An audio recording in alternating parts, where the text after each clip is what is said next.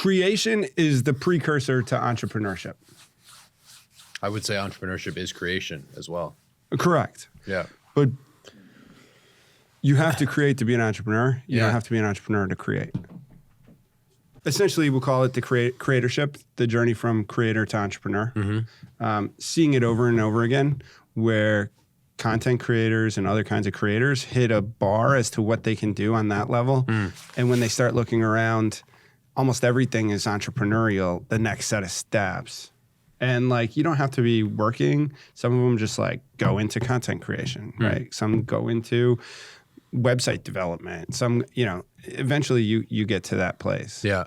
And I think that like they were right. And I would have said it too. That's like sort of your thing. That's what you are. You started creating communities. Yeah. I don't know that I would have thought of myself as a creator in that sense. I would say that I'm now towing into that world, starting largely thanks to Chris and the helps of people around me who have are both encouraging me and supporting me in the, I would say, leap to do it more actively. But yeah, I guess I'm trying to be a creator. Go back when you were like 8, you created something, I guarantee. When I was 8? Yeah guarantee you were like that kid running around like, I did this. When I was 8, I think the story that sticks out most was just what I'm remembering is I created, every time we'd go visit my grandma in St. Louis, I think it was charitable, but it might have been capitalistic. I'm not sure. We'd create like a little book, like a children's book, and we'd go outside Schnucks and sell it to my parents and make I think we donated the money, but it was good exercise and just like supply, demand, and marketing of like, all right, here's a cute little 8-year-old kid who's got the stupidest little book written on paper ever that was photocopied at the Xerox down the road. But if you get a grandma walking out of Schnucks, she'll happily give you $5 for it, right? And it's a good exercise. So I guess I created that. That's one. Right. And like, so that's the concept. People that become entrepreneurs, they've been creating things all along, consciously, subconsciously. Oftentimes they're just doing what they do. And like, when I think back, so we go back, for everybody that knows, we go back 5 years, 2018. It's almost 6 years now. Yeah, that's right. And so you say, well, I'm just getting into this, but like, you definitely came to UConn and talked. Yeah. Content. That was fun. Talked mentorship. Like one of the first people to come when we created the Worth Institute. That's right. And like a lot of things evolved. Like, you know what I mean? Like you're not on a straight linear career path where I show up to work on day one at JP Morgan and I progress, right? Definitely. Like that's really the concept of what we're trying to dive into is I think there's a lot of people that feel less comfortable than you did at that moment, or less willing to take the leap and accept who they are. And like going back and thinking through a lot of these twists and turns that, you know, we both have had, there is that similarity of like, we got to create something, we got to cause some impact, we got to do this, like, and also a clicking clock, right? Like, like I got to go. Yeah. I don't know your actual age, but it's like significantly younger than mine, right? And you never know. But you got that clock, tick, tick, tick. So like that's really the concept of what we're trying to dive into is a lot of those things. Have a little fun. Sure. Easy. Sure. So like we've known each other for 5 years now. Is that what it is? Yeah. I haven't seen you in too long. That's my point, dude. Like you don't call me no more. Oh, come on. I just see you in videos. I hear you on podcasts. I go to an event. You're over there with your sunglasses. Like you got stuff going on. I didn't realize I was coming in here to get lit up. Is that what's happening? Maybe that's the whole. No, but in all you got to call me. Nah, I didn't realize the onus was fully on me. It's a two-way street, man. Yeah, come on. It is. So that's my way of saying like let's do something. Let's do it. Yeah. So, you know, you got so much on your plate, man. Yeah. What are you building today? That's a great question and a good way of phrasing it. I'm building Top Shelf Ventures, which is acutely my fund that I started to capitalize on all the money that's in the alcohol industry, all the opportunity in the alcohol industry. We can talk more about that. I'm building Uncharted, which is the community that I started with Michael Loeb, intending to bring some of the most high-powered entrepreneurs and investors together in remarkable ways that create trust and bonds and eventually businesses. And then I think I'm creating and trying to continue to mold the brand and enterprise of Noah I'm fortunate that all the things I do have me in interesting rooms and connecting with interesting people. And I try to take advantage of that opportunity by investing, advising, helping scale businesses as a personal investor, et cetera. But, Top Shelf and Uncharted are the two poignant babies of my current focus. And so, when I think of the alcohol industry, now I really think of all the people you're around. Mm-hmm. Like you found your way and built your way into a serious node in that world. Mm-hmm. Was it intentional at the start, or was it, I'm building this, I'm looking at the insights, I'm building this, and then all of a sudden looking around and going, whoa, look at all this stuff? Great question. Definitely more the latter. I definitely did not graduate college thinking I want to build an empire in the alcohol industry. And I certainly haven't built an empire yet, but I intend to. I fell into alcohol, and I found that many people who have made it big in that space have a similar story. The story goes that I obviously was very close and still am with Michael Loeb. And one of the first things I did when I graduated school was join his firm as like a junior principal focused on both investing and helping the portfolio and just trying to be useful. That was kind of the nature of my relationship with Michael as it still is. And one of the businesses he was incubating at the time happened to be in the alcohol space. And he called me literally 2 days after I graduated and was like, this business needs your help. Can you jump in? And the long story short, and I'm happy to get into it more, after a couple of months part-time helping the CEO at the time scale that business, I started to realize, number one, that business could use me, and number two, that it was interesting. And frankly, a very unique opportunity for me at 22, 23 to jump into a executive, I was going to say pretty executive, definitively executive role at a venture-backed startup, which was, again, fairly unique. I believe successful people take advantage of their opportunities. That's a quote that I heard that sounds very simple and trite, and it is, but it's true. And when I was at that age, I was like, wow, this is real opportunity in leadership. I'm dramatically underqualified, but the only way to learn is by doing. And if I can actually try to learn this on the fly, I think I'll go a long way. And so that industry that we were in just happened to be booze. And anyone listening, and that to build a company, you have to get very deep into the industry that you're building in. I would say, an advantage of having no preconceived biases or notions about how things should be done in alcohol. And so I went in with just hunger and curiosity and interest in the industry. And there were a few people that took me under their wing, one of whom is a very large retailer in Connecticut, in your neck of the woods, who I'm still incredibly close with. I talk to multiple times a week, but I remember he would bring me literally into his stores and let me sit in on meetings and just almost like thrust me into the deep end of how the booze industry works. And it's a very unique, often misunderstood, veiled in ambiguity industry that pumps an exorbitant amount of volume, profit, and just overall commerce through the system every single year. I mean, it is a huge industry. How much is wasted in inefficiency, just looking around, ballpark? In alcohol? Yeah. That's a good question. Just like, 5%, 10%, 20%. In terms of like what's not consumed and should be? No, like in terms of like the processes and or regulatory components really create significant, you know what I mean? Yeah, like it's a nice industry to be an expert in because there's all this craziness. Look, the booze industry has had systems that were literally put in place after Prohibition was repealed that still remain to this day. It's regulated by what's called the 3-tier system. It is a highly complicated federal and state set of rules with very adept governing bodies that take it seriously, that mandate the way alcohol can and cannot be sold. There's a lot of arguments for and against that system. I'm generally of the mind that it makes sense and it's largely good, but there's a ton of inefficiencies, and anyone in their right mind in booze will admit that. It's certainly far from perfect. So the short answer is there's a ton of inefficiency in the alcohol market, as there are in most markets. And when you find inefficiencies in big, hairy, profitable markets, that's usually when young, or maybe not so young, energetic entrepreneurs can come in and make some stuff happen.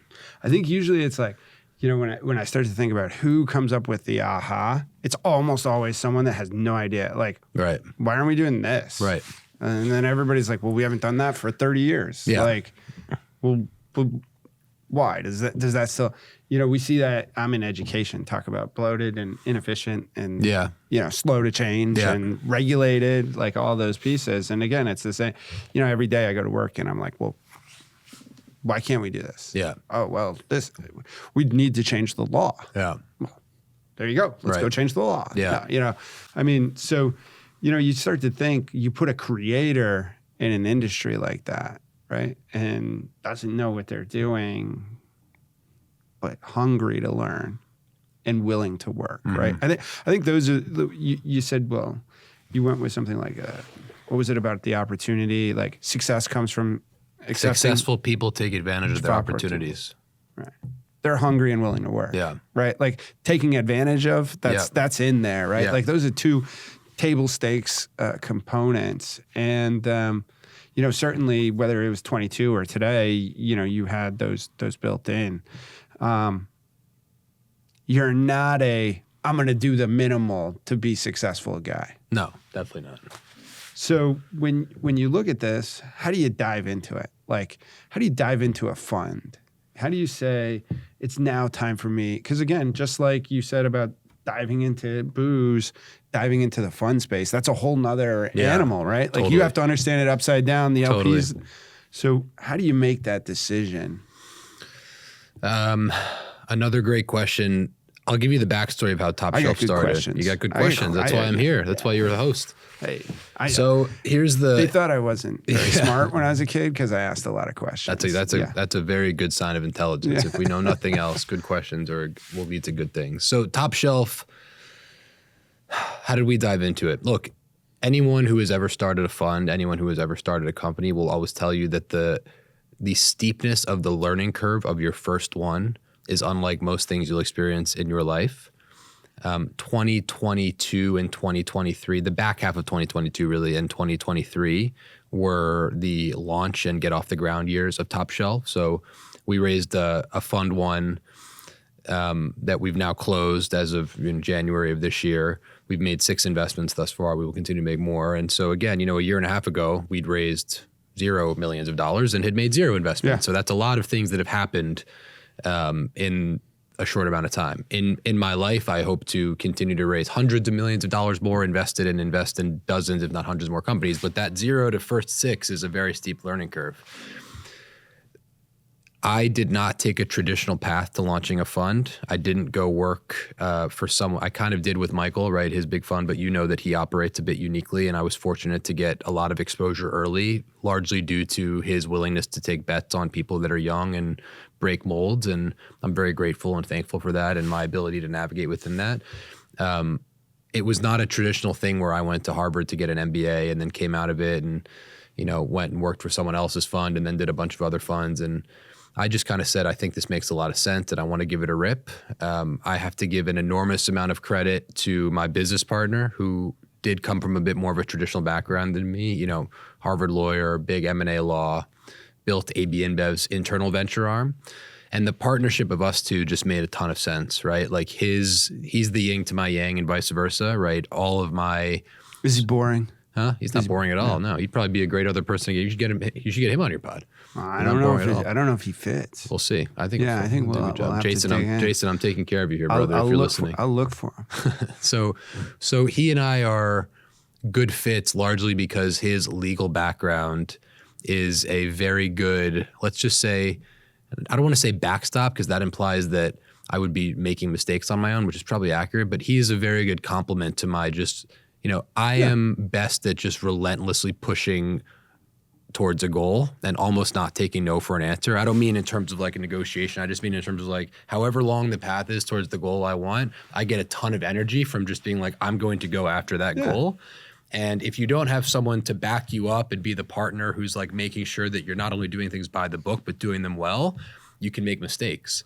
And I learned a ton starting. I don't have a thing I'm doing that's successful in my life that isn't like there's someone dotting I's and crossing T's as I go. 100%. It's just not, it ain't going to work. 100%. Right? It ain't going to work. Yeah. We started this podcast 25 times, right?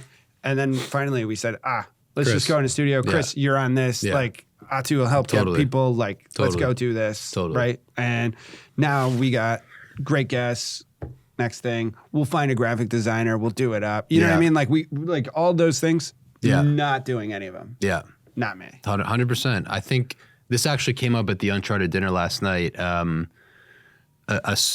My good friend Ben Scharf, as he was leaving the dinner last night, said to Michael Loeb, and it just made me think of it. He was like, Michael, you gave me a piece of advice that stuck with me forever. And what you said just made me think of it, which was that the best thing you can do is make your A's A+, and let your B's and C's be handled by someone else. And so when I look at the journey of starting Top Shelf, I believe, and I hope that I've proven a little bit in the fact that, you know, in the hardest year in the last decade, if not maybe ever, to raise a first fund, we got it and got it done pretty damn well.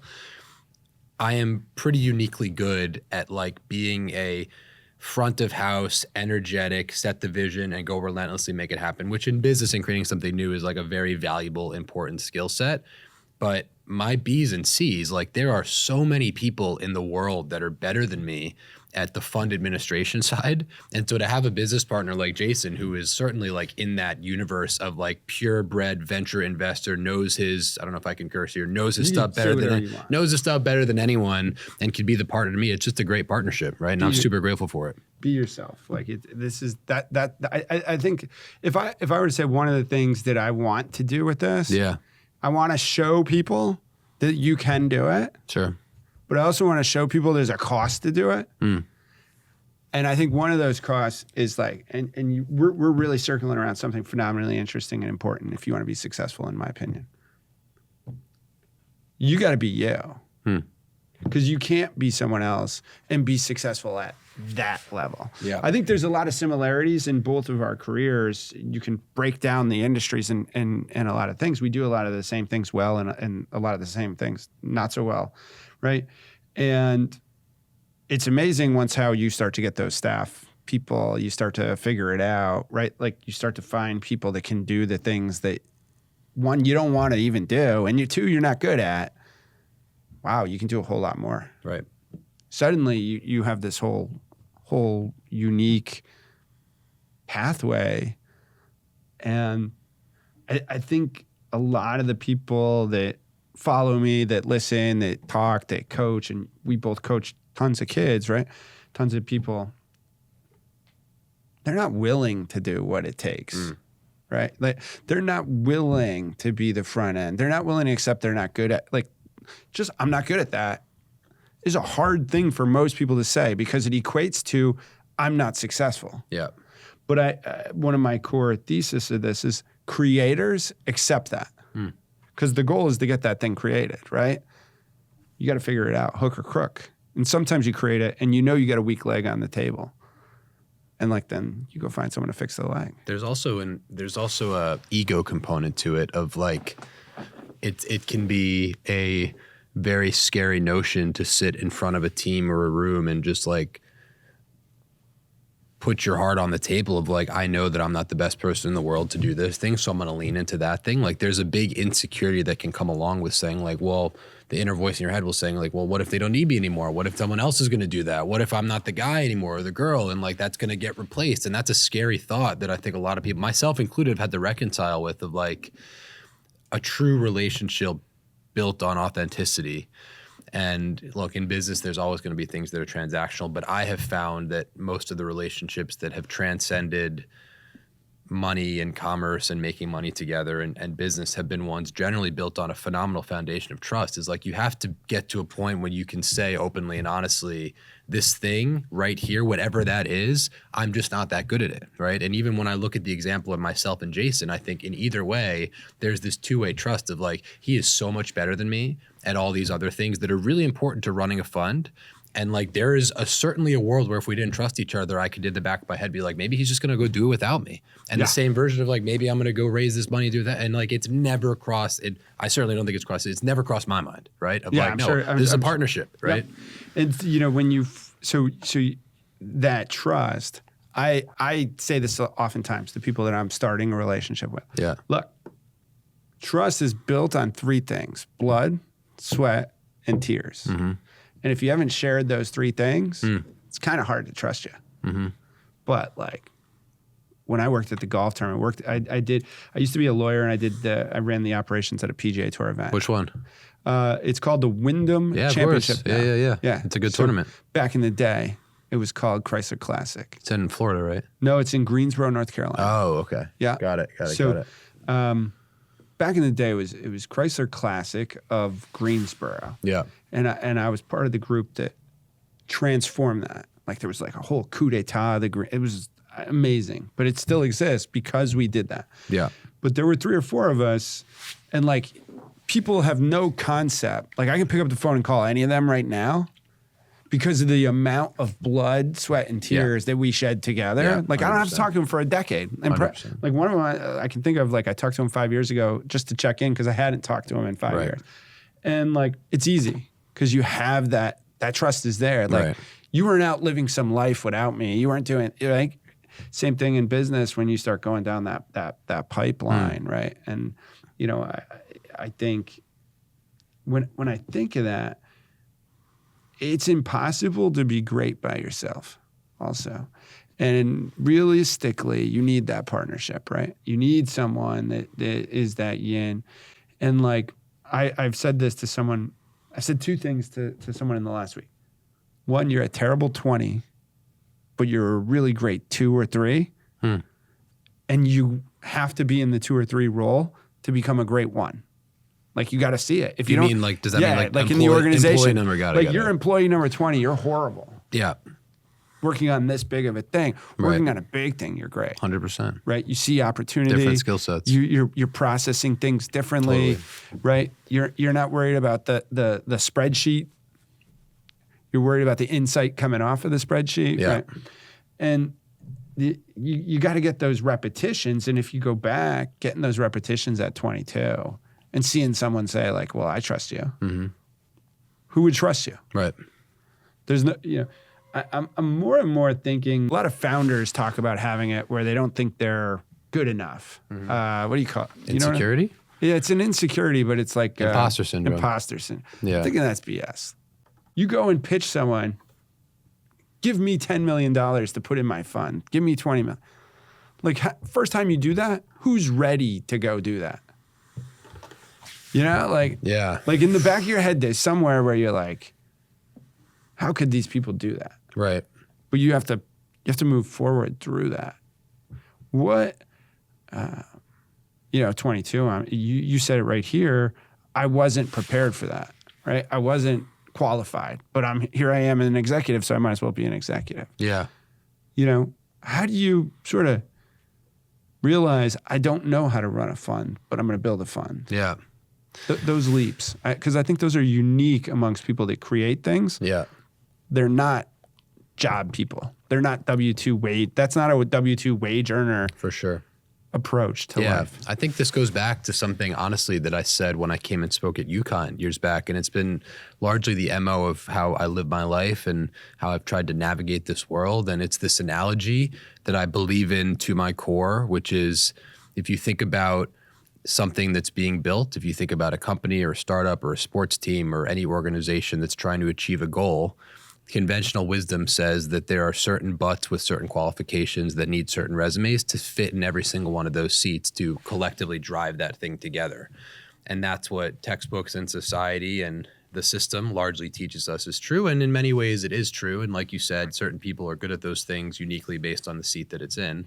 My belief has always been that if by whatever miracle you're able to sneak on to that ship or that thing that is driving and prove to the people around you and yourself that you just happen to know how to drive it, people stop asking you how old you are, how qualified you are, what got you there, who let you on the ship in the first place. Like if you're good at driving the thing, that's really all that matters. And when you abstract that to what I'm really saying, it's if you can relentlessly execute and get in the right rooms, people stop asking you, do you belong there? They're just like, oh yeah, you belong in this room. And so it's kind of the MO with which I've lived my life. There are a lot of instances in which this does not apply, right? Like you probably don't want a president of the United States who like snuck in and is running the country now. You don't necessarily want, a pilot of a plane sneaking into like there's instances where this doesn't apply, but in startups and enterprise building, and in creating things. The truth is that, it all comes back. See why around. you're the perfect guest? The qualifications are so much less important than the execution in those instances.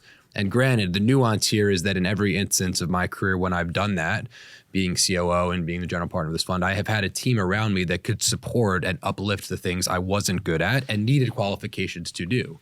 But leaning into the strength, trusting and taking leaps of faith that I could prove to myself in the room around me that I deserve to be there, you only figure it out by scraping your knees, right? And I think one of the beautiful things, speaking candidly about America, is that this is a country that doesn't punish failure as much as a lot of other places, Absolutely. Right? There are, I think about all the things I've done in my life where I've failed, and in many places, those would be your defining characteristics. But here, you're really only measured by your wins. And like so many, if not all of my friends, actually, unequivocally all of my friends who have built successful companies, everyone who comes to the Uncharted dinners, if you ask them about their failures, they're like, oh, how much time you got? Like, let me tell you about all my failures that it took to get to the 10, one. There's 10 for hit. one success, yeah. And so if you actually keep that in mind, as much as it hurts to fail, like it's kind of all just part of the game. There's some of the most valid entrepreneurship research in academia out there is around this cultural construct. If you were in Japan, that first failure, it's over. 100%. Right. Here in America, you got the chance to and I never heard anyone say it, in a lot of places you're measured by your failures. Here you're measured by your success, 100%. Right? It's a beautiful thing. It really is. It's a beautiful thing. And if you're a creator, it's even better. Because like when you create something, the convexity between what you put in on the front end, as long as you're not like in love with yourself like Quibi. Yeah. But the convexity of what you put on the front end compared to what comes out on the back end is massive. One of our friends told his story of creating his company at UConn to me and a bunch of students one time. He said, really, I created 5 different businesses. Mm-hmm. Each one got bigger and bigger. And that was one of the ahas on this. Like, right? Like, you don't have a 19-year-old kid try to create Facebook or Meta. He creates Facebook.com. Yeah. Right? thefacebook.com, right? Like that, like if you go back and you say, well, Zuck's so great and Zuck's this and Zuck's that. And then you go back and you're like, yeah, well, that was pretty clunky. Yeah. Right? Like, it was something a 19-year-old kid could create. 100%. And so, 100%. But through the evolution of creating these things, you start to build up the repetitions, the muscle memory, the mental mapping, the network, all of those pieces come from that process. 100%. You don't, you look at basketball is big at UConn, right? Mm-hmm. Look at what goes into the repetitions to be a top 10 draft pick in the NBA. Yeah. Right? Like there's a lot to it. 100%. There's more to be a champion. Yeah. Right? Because to be a champion, talent's table stakes, natural talent. That's table stakes. Yeah. You got to do X, Y, Z. When you, you've referenced Uncharted, and that's really, I think, where we got tons of overlap on the content side, right? Like you start, well, first off, like you're way cool now, man. I don't even know what that means. I guess thank you. I don't know if I agree with you, like, but I'll take it. Like I was hanging out at your spot and like, I go to a lot of places and like Shaq don't show up. Yeah. To be clear, that's Michael's spot.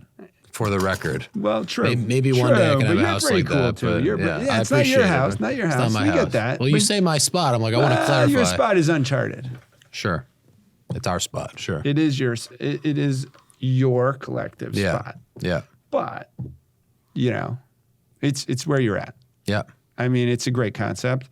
We'd been building the same thing kind of sideways at UConn, right? Yeah, like Worth is great. I love Worth. That was my vision. Like we have those we were at Ray Allen's recently for dinner, That's right? cool. Like starting to pull together entrepreneurs, athletes, a little different than what you're doing, of course, because we have a different mission. Yeah.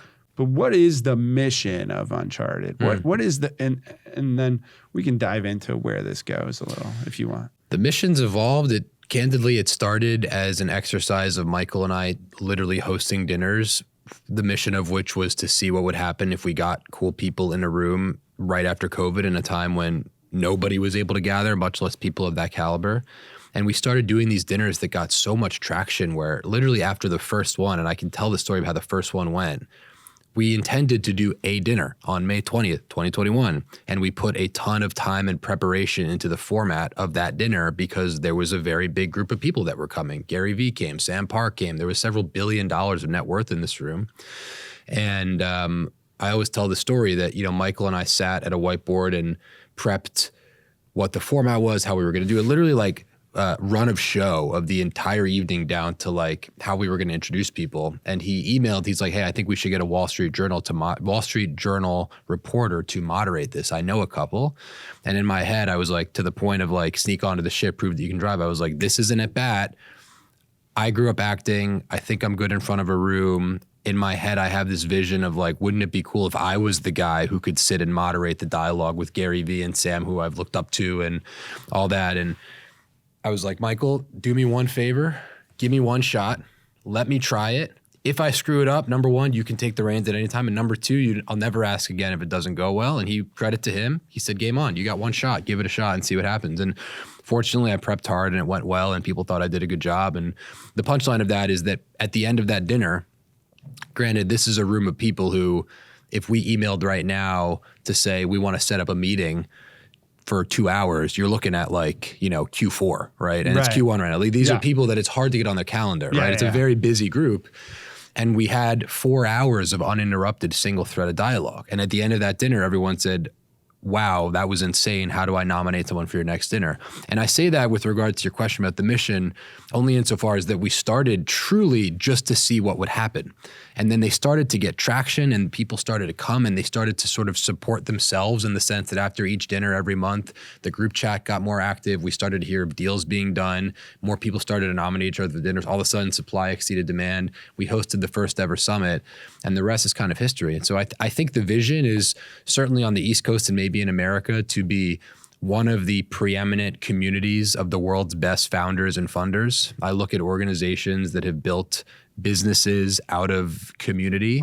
I think they're inspiring. I think they're cool. I think the thing that is largely even cooler is what can come out of those, right? Like being the place and the magnet that very high caliber, universe denting people want to come and for all intents and purposes drop their hair and meet other people of their same level is a very unique position to be in. And it's not lost on me and it's not lost on Michael. So we've turned it into a business. We have amazing partners now that are financially supporting the enterprise. It's become a real revenue generating business. It will continue to be so. But our real intent and goal with it is to be, in the conversation for most powerful communities of founders and investors in America, maybe the world. Where's the overlap on this with the media and overlap with entertainment? In terms of like the membership or how? No, on what you're thinking about it, how you look at it. You got a podcast. Yeah, you got an event. We got an event. You got the dinners. Yeah. I think it's the next iteration, frankly, right? Like when I look at what Uncharted is doing very well right now, it is creating conversation and connection amongst people that the world wants to know what they're saying. And the thing that we have to balance and why they're slightly separate but related exercises is one of the things that, I hosted a dinner last night of 21 people, again, several billions of dollars of net worth in the room, people who are literally changing the world. I don't mean that as vigorous, like real movers and shakers making things happen. And one of the reasons that the conversation was so damn good is that we didn't record it. So people didn't feel the need to feel polished. They could be honest and open. So I have to keep that's precious. By the same token, there is an opportunity that we're starting to lean into to say, let's take the key things that are valuable, useful, insightful, the nuggets of wisdom there, extrapolate those out into things that can be shared publicly and build excitement around this core entity that we keep private and exclusive, but let the world understand what's coming out of it. So, CNBC is a potential partner of ours that we've started to do some stuff with to look at the summit itself and beyond. I am actively thinking through how to continue to refine and build the media engine of Uncharted. So if anyone who's listening to this has ideas, hopefully by the time you hear this, we've taken some strides, but I'm all ears and I spend a lot of time thinking about it. I don't think there's a world 10 years from now where entrepreneurship Venn diagram, entrepreneurship, audience, media doesn't overlap. Totally. The idea that you're going to live in a basement and pop out with a product, I feel like that was 10 years ago. Yeah. You know, the market push versus market pull is dynamic, is so massive. Yeah. What kind of lessons from this do you bring? You know, let me back up a little bit. I have a wonderful job where I get to learn from people of that caliber. Sure. This is on steroids. What kind of lessons are you bringing to your founders that you're advising, right? Like, what kind of things are, from building Uncharted, from getting involved in that side of the world, what are you bringing to your entrepreneurs that you didn't have before? I think about that in two ways. I think one is, what are the things I have personally learned from sitting in those rooms and being the quote unquote captain of those tables with people that are so much smarter and more successful than me. And better looking too. Yeah, way better looking, just better across the board. Tough. Exactly. It's tough. Yeah. I get it. And I think about this a lot. One of the big ones is, I am the type of person, and I have a feeling many who are listening will resonate with this, that there is an insatiable desire to do more. There is a constant motivation and deep-founded fire of just, I want to keep going and building more, and I want to climb higher, and I want that next goal. Just extreme goal orientation and relentless pursuit of it. And when I look into the future, there's this thing I'm reminded of when I sit in these rooms. The types of people who are sitting in these chairs are ones that have achieved success that I certainly hope to one day. And if I can even get close, it'll have been a pretty damn good run, right? I'm talking like really, really big. And the fact that they could be at any moment in time on a beach in St. Bart's or skiing or whatever they're doing, and have chosen to, on a random Thursday night, come sit in a room with 20 other entrepreneurs and eat sushi and just listen and talk, is like pretty inspiring, right? Because it means that they're still in the game. That's right? what you serve, sushi? Yeah, we serve sushi. It's really good. Is it always sushi? It's always sushi. We got a playbook. We run it. It's great. All right, man. I don't know. Yeah. But anyway, so I think about that all the time, of like these people, like, You've been a bird of a feather? Williamsburg? Yeah, it's great. Really good. That doc. Yeah. That's good stuff. That's very good stuff. Anyway, so the people, just the fact that they're so hungry to keep learning is a good reminder that, like, there's probably never going to come a moment when I'm like, I'm done. I got it. Yeah, right. No. Maybe I've known you long enough. There'll be you'll get to the mountain, to the top of the mountain, look around and see the other mountain. Exactly. It's not even a question. It's not even a question, but it's a good reminder that you can listen to podcasts all you want and hear people say that and project in front of, but like, it's a different thing to see it play out live, where it's like, wow, that guy or girl who has achieved all the success that I want to and has done everything I want to is still at this dinner tonight until 10 p.m. and up in the gym tomorrow at 6:30 in the morning, because they're just hungry and it doesn't go away. We should call this I knew them when. You know what I mean? Like you know, that, because there is a piece of that. So as we wrap up, I had one last question. It was really good. You said that's a good question a couple times. I had a really good one. All right, let's do it. It's totally. Oh shit! All right, it'll come to you. It's here. You know, we don't know who will listen in the real world to this, but we know people will, because I'll assign it to them. Sure. You got to go watch this video, Noah. Great. Right? Hell yeah. Like Noah and David, we're talking entrepreneurship. Yeah. Put it in the syllabus, baby. It's in the syllabus, on the course schedule. I haven't even made the course schedule. But I can tell you the first month. I'll tell you what's in there. Like, I'm taking 3 videos and putting them in the second month, right? So we know somebody will listen. Yeah. And we know they're relatively young, and we know the ones that actually go and listen because it's in the syllabus are the ones that they're the real ones, right? Yep. Well said. Because like sitting in class is one thing, but like actually going and doing the work. Doing this and on like, your own hey, accord, I just gave you 8 videos with incredible people. Like, go listen. Totally. Learn. What do you tell them about building a brand? What do you leave a kid with? They don't know. They're sitting there scared, right? Yeah. I'm going to assume, I'm going to speak directly to the people This is a who D2C are, class too. yeah, D2C. And this is college students, college right? students generally. But it's pretty, building that brand is pretty, you can always start over tomorrow, you know? The brand of them or the brand in general? If you've never done anything and you start building a brand, that's the brand of you. Yeah. I mean, like I said, you're Uncharted. Like you can defer to Michael, and if Michael were here, I'd say, Michael, you're Uncharted. Yeah. But you're Uncharted. You're not going to be able to parse your brand a whole lot from that. Like that's going to have a big piece of it, right? Like so, really, it's just any brand. Like there's nuance and there's subtlety in it, but like the big 10,000 foot. You want to build a brand? Go do this. So I'll go macro and philosophical versus tactical of like what channels to use and stuff. I'd say this, and I'm going to speak directly to people who are probably in their late teens, early 20s, or thinking about how to get to that next level, super hungry.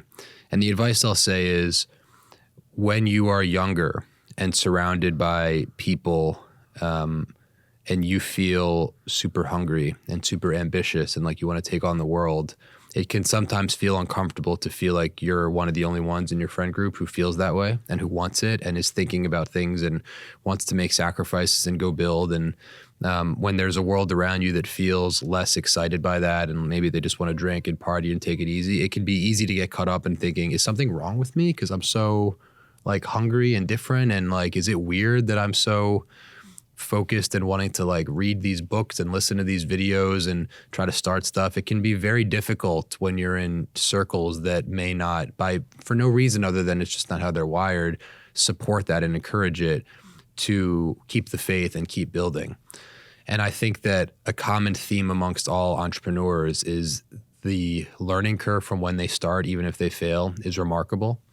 And so the only thing that I continue to wish is that I always wish I would have started sooner. And I started young, so it applies less to me. But the more that you can trust yourself and your ambition and intent and not question whether or not it makes you weird, and believed into your heart that being an outlier is a good thing, and just start taking shots on goal, the farther you're going to go quicker. And if you start to take shots like that when you're in your early 20s, you'll be amazed what might happen by the time you're in your mid to late 20s compared to a lot of your friends.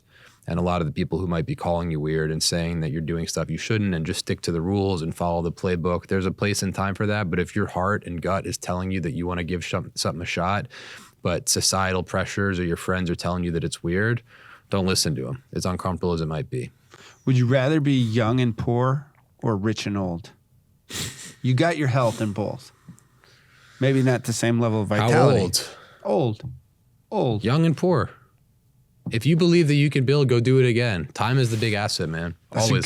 That's a good question to go ask rich old people. Yeah. 100%. Not unhealthy, just old. I'm not that old yet, so it's hard for me to say. I still feel ridiculously young. You're and not that rich. I'm not that rich either. Yeah, so like, it's tough. It's tough, but yeah, I would rather be young. I'm running a lifetime research study on that question. Yeah. What are you Peter finding? Wirth says old and rich. Really? 100%. Huh. Because he was young and poor. And he sucked. It is a thing amongst, I think, people who didn't have money and then get it. I will never go back to that. I couldn't imagine, right? And I do think that it's, the notion that money doesn't buy happiness is kind of BS in some ways. Like it certainly can change a lot. That's what you tell people when you pay them less than they're worth. Exactly. Yeah, I think I do think there's points of diminishing returns. I think there's certainly a number. How many Lamborghinis do you need? Yeah, I don't. The first one will be probably enough for me. Yeah, probably. My goal of rich, I said this on the last time we did this, was like, I don't want to have to look at the price of the hotel room whenever I go anywhere. Right. I just want to go to Miami and stay. That's a good barometer. Yeah, like that's a good stay barometer. where I want to stay. Who's the best person you met at these things? Who's your favorite? Not best. Best is so, but like, what's the coolest? Like all right, let's back it up and ask the question so it's like not offensive to anybody at all. Yeah. Oh my God, I never thought I would meet I'll tell you the coolest one on your podcast to me, Johnny Varvatos. Yeah, that was great. That was a very cool one. I was like, he's become a good friend, and that's a very, very rare. I went to he brought me to LA to have dinner with him and Nick Jonas to talk about tequila. And I walked into Nobu Malibu and said, I'm here for Nick Jonas's reservation, which is just the most absurd thing I've ever said. And it was a very like weird and cool. He's the nicest guy ever. John's amazing. Nick was fantastic. That was a very like, what's going on here type of moment. So his store in LA, right across from Chiccone's there in Beverly Hills. I'm a frequent I'm a frequent guest. Barbados is amazing. They all make fun of me. He's an like, amazing guy. We go to lunch there when we're on the trips, and I go in and I come out with a pair of shoes. Yeah. And they're like, what? I'm like, yeah. Yeah. I don't know. I never come over here. That's cool. The other thing, I'm a little not cool with it being at CBGB. Yeah. Yeah, for sure. I'll tell you another one that was cool, and Chris knows this one. I grew up playing hockey. I was a defenseman, pretty big. I grew up in the city, but I played all the junior. Which team? I played for the Cyclones here. I played for the Junior Rockets out of New Jersey, and then when it came time, you ever play with the Junior Devils? I played against them. I hate those guys. Yeah. Are you a hockey guy? Dude, you know who my line mate was growing up? Who? Brian Berard. No shit. You know who my goalie was? Who? Brian Boucher. No shit. Dude, so you're a hockey guy. We're the greatest youth hockey team in the history of America. I'll take our team over anybody's team. Really? Ever. What team? Woonsocket North Stars. We'd play Detroit Little Caesars, Boston Junior, all these You were places. Like the forward? whole state. No, I played defense. I played wherever they let me, and that is usually with Brian, because Brian, like, we had one play. Yeah. Pass the puck to Brian. Right. So you got That's to have a crazy. defenseman stay home. Yeah. Which stopped my development completely. That's why I went to Finland. No shit. Yeah. That's cool. Yeah, I didn't man. know you're a hockey guy. Yeah, big. So I was a defenseman, and when you're a defenseman, you look at the big D in the NHL who've played a good game. I wasn't that fast. So it was just more so like there were a couple guys I tried to, watch and emulate my game against. And obviously Chris Pronger is one of those guys, right? He's a legend, and he's an Olympic medalist, Stanley Cup you champion. met him? And I started posting on Twitter largely thanks to my friend Sahil Bloom, who both encouraged and coached me and continues to on how to be a better creator. He's obviously amazing at it. And one of the first tweets I posted about the alcohol industry went viral. And I'm in LA, and I pull over driving, I think to stop for gas or something. And Dude, I check we should my invite DMs. him when we have a party in LA. Invite You're not me. here. too. Yeah. And I pull over and check my DMs, and I get a DM from Chris Pronger. And I'm like, he's not the most famous person I've met, but in terms of like what that meant in terms of my childhood, I was like, that's what I'm saying. I was like, whoa, that can't be the real guy. So hockey, and I love motocross. Yeah. Love motocross. Mike McGrath, Motocross is cool. awesome. Yeah. The evil elf, Ricky Carmichael. Huh. We always called him the evil elf. Yeah. Because he was like that tall. Yeah. And he used to have a milk crate next to his, climb up on Yeah. his thing, and then he'd lap the field. One day, I get on a plane going from Memphis to Birmingham. It was the year I had been displaced by the tornado. So I was doing this Lubbock to Memphis, Memphis to Birmingham, living in Tuscaloosa. And this guy next to me, it's back when they used to like really worry about you shutting off your phone, and he will not shut his phone off. What the? And I'm just getting mad because I just want to get out of Memphis because you get stuck and like then I got to rent a car. I'm just getting furious. And the guy won't stop, and so I can't even look at this person. He's got me so mad, and this waitress comes over 3-4 times, shut off your phone. He doesn't care. And he says, plane takes off, and he says, like, he just like looks over and he goes like, oh, what are you going to Birmingham for? And I'm like, well, I coach University of Alabama hockey team. I built this program. Are they any good? Well, there's a lot of kids that are pretty good athletes, but they're losers. They're just not winners. Like the people we're bringing in, they come in with a mindset that they're going to lose. Right. And Professor Noble goes off on a 20-minute tirade of what makes a winner, what greatness is, what success is. And I still haven't looked at this jerk. Right. And so finally I warm up because he lets me talk about something I truly love for 20 minutes, and we're about to land. And I look over, and it's Ricky Carmichael, the evil elf. So not only did I meet this huge You gave him a lecture. celebrity, I gave the greatest motocross driver in the world, the guy that had to get on a milk carton Right. to get on his bike, a lecture Right. about being great and being a winner. He lapped the field for 4 years straight. And did he nod and smile? Dude, he was into it. That's cool.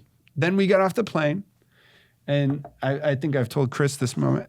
We get off the plane.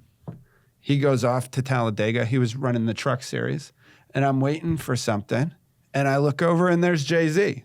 No shit. And I'm like, this is weird. Yeah. Like, all these people around him. And who walks right behind Jay-Z? Kanye. Right. And I'm like, this is the weirdest day of my life. That's funny. I'll tell you the other one that I had at the Uncharted Summit is I went to school in Boston, and so my senior year was the Patriots 28-3 game, and so Gronk was a big figure in the Boston scene, and great, obviously. And I'd met him on Zoom. He was the speaker at Uncharted this year, so him and his amazing brothers were, and their dad were all there. So you don't even know I was there. And yeah, I remember you were there. Of course, yeah, we said hi, of course. And I'm saying that for anyone who may listen to this story. That wasn't there. Yeah. And so 'cause you never know. Chris might put this in there. yeah, you never know. I'm just trying to be safe. So anyway, we get I do my obviously opening remarks and opening scene and did the like kickoff speech, and I went inside to the house, which no one other than the speakers are allowed into. And I'm sitting there like reading over my notes and prepping. And Gronk walks in the room and he's like, yo, dog, that was like a pretty good speech, bro. And in my head, I'm just like, I like shoot the shit with people. I'm like, how good, bro? And he was like, really good. I was like, out of 10, give it to me. And I'm not in my head. I'm like half reading the notes and he's like, and we get into this thing. And when he walks out, I was like, wait, that was Gronk. Like, what the fuck just happened? I was like, what was going on here? 100% this story gets in because this podcast also is going to be a collection of Gronk stories from your Uncharted. Yeah, exactly.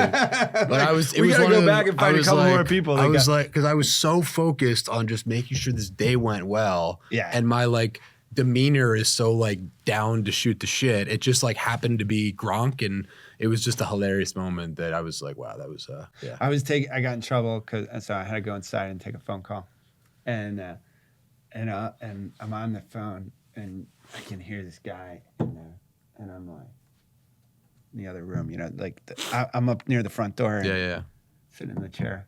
I hear the guy, and I'm like, is that Shaq? Exactly. Like, because that's all. I'm like, can't be. Yeah. No, that's a cool thing, man. And it you know, sometimes it's not cool to meet your heroes, right? But sometimes it is. Yeah. And, you know, every 1 out of 3 times Jim Calhoun sees me, he yells at me. So I feel like I'm on a pretty good. There you go. You know, but like, you know, it is it's a cool thing to meet your heroes and put yourself in a position to do that. It's just cool to be. I don't normally get starstruck, and it's just not, but. It is cool sometimes I just anyone who has achieved such greatness in their field, even with a lot of the business people that we meet, like and have at Uncharted, it's just such an honor to get to spend time with people, whether it's fitness or business or sport or art or music or whatever it is. People who are like so at the top of their game, just to like listen and learn and absorb people who are like masters of the craft. Like Gronk is a master of tight end. John Barbados is a master of designing. Like Kevin Ryan is a master building businesses. I always want to wear like 4 of his scarves. Yeah, but I can't do it. Yeah, that's a look. Yeah, you and I can't do that. That's a look. Yeah, I could do 1 or 2 maybe. Yeah, 1 or 2. You got it. I got a little bit. Yeah. I wear the shoes because nobody, you know, only like the real ones look down. I don't think the Barbados shirt and the Bucky's shirt are gonna go over the scarf. I wear the jeans. I wear those jeans with them. You can rock it. You know. I don't care. At the end of the day, it's not about fashion for me. It's like, what do I like? Yeah. And I like a lot of his stuff because it's an expression. Like, it's clearly an expression of something. Like, it's not like, oh, put this out there and it's another same exact thing everywhere else you go. I've been going to Todd Snyder. Have you had Todd Snyder yet? I think I have 1 thing from them. Not a ton. Yeah. Well, he's here in New York. I know the store. I just haven't bought a ton. Yeah. Yeah. I like a lot of what they're putting out right now. So cool. He's a guy I started diving into that, and I was like, I think I want to meet this guy. Cool. Yeah. Love it. All right. Good stuff. Appreciate you. Awesome. Thanks, bro. All good, Chris? That was fun. That was fun.